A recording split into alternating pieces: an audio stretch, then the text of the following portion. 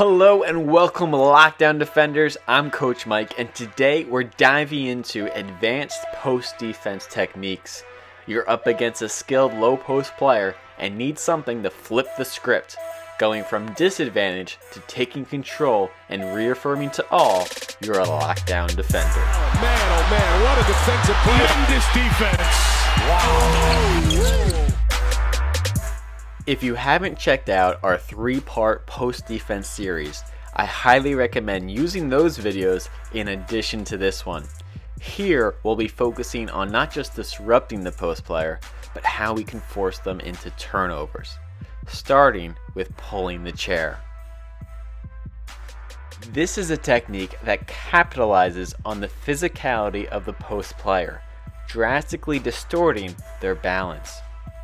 Now there are a few different ways to pulling the chair, but it's important that you've been physical up until this point in your battle for position, because the more physical the post player is trying to be with you, the more an advantage you can gain. Which leads us to our first version, pulling the chair on first contact. You can see Malone is in a great stance here, almost ready and bracing for contact, but he's going to disappear right as the offensive player starts to lean in. For a post player trying to initiate that first contact, they're going to be very off balance and at the very least shuffle their feet into a travel. Most post players, however, will wait to initiate first contact with their first dribble, which is an ideal time to pull the chair, especially if you're using a cushion technique described in part 3. Where the offensive post player will really be trying to throw their weight into their first contact. If the post player you're going against doesn't throw their weight around and stays on balance with their first contact, then it's best to battle through until their first move. You can see Malone is really battling here, almost antagonizing a power move coming from the post player. This is going to be the best time to pull the chair. Just as the post player is relying on your physicality to change directions and use you to their advantage, you disappear, leaving them off balance and reeling to find the floor.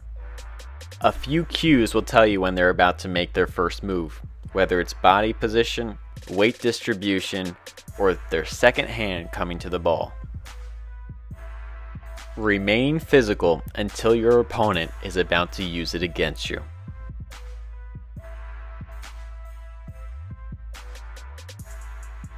Now there is risk in this technique and not all post players will fall off balance when you pull the chair. That's why we need a backup plan. That's when we go to the swipe steal. If our opponent doesn't fall off balance when pulling the chair, we still want it to be in between them and the basket.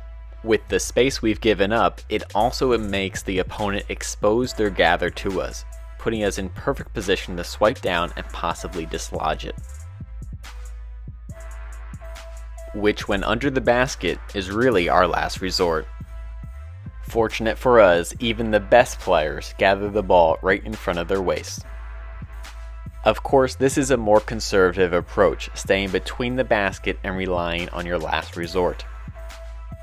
If you'd rather be more aggressive and do it earlier, now we turn to Avery Bradley and the lessons we learned from his lockdown video, the EvasionSteal. Simply put, pulling the chair at an angle that allows you to go for the steal. This will cause the opponent to fall into the space that you're allowing, which would then bring the ball closer to you. Watch how Kobe times the first contact with his steal attempt. This is a risky move in the post, especially when considering fouls, but if you're going to go for a steal down low, then do it on contact when the ball is closest to you. Of course, there is one more technique that requires you to sacrifice your body and ego to get the defensive stop, and that's the post charge. Not only do you force a turnover, but you also pick up a foul on your opponent.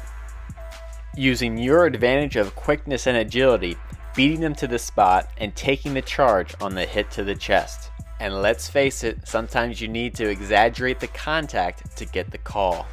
Luckily, the refs tend to be in your favor, especially when you're at a mismatch. So there you have it, some advanced post techniques you can use to flip the script against a dominant physical post player. Make sure to check out parts 1 through 3 so you're ready to lock down in the post. That concludes our post defense series.